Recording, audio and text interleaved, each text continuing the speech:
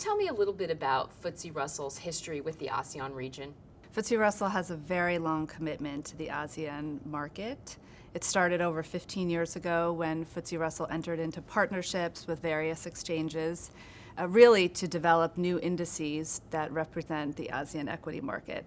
But many of those partnerships have evolved over the last 15 years. For instance, our partnership with the Singapore Stock Exchange started with the development of flagship Straits Times Index, and now it's evolved to a real collaboration between FTSE Russell and SGX to develop index futures, and that really offers investors an ability to manage the risk in their portfolios. So can you introduce us to some of the ASEAN-focused indices at FTSE Russell? Yes, we have a full suite of indices that capture the ASEAN equity markets, but there are several indices that are very popular with investors.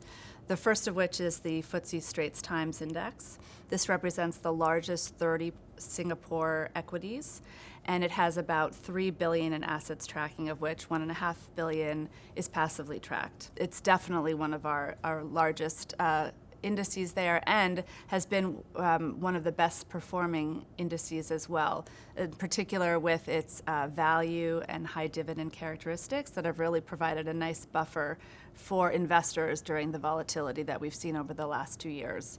We also have the FTSE Vietnam 30 Index. This is part of our FTSE Frontier Index series. It covers the largest 30 Vietnam companies.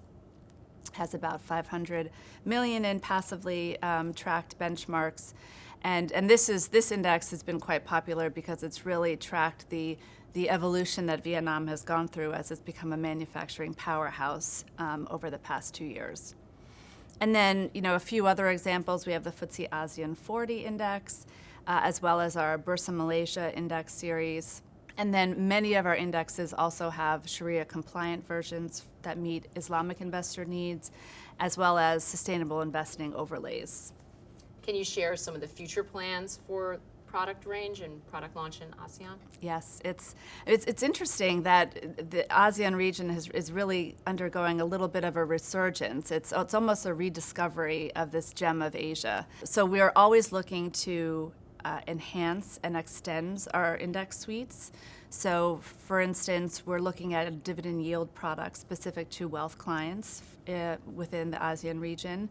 And then we're also looking to enhance our indices with a better measure of investability. Today, most of the investors in our ASEAN series are within Asia, but we do expect to see this change as investors outside of Asia really rediscover ASEAN and really look at it as an opportunity to diversify their portfolio.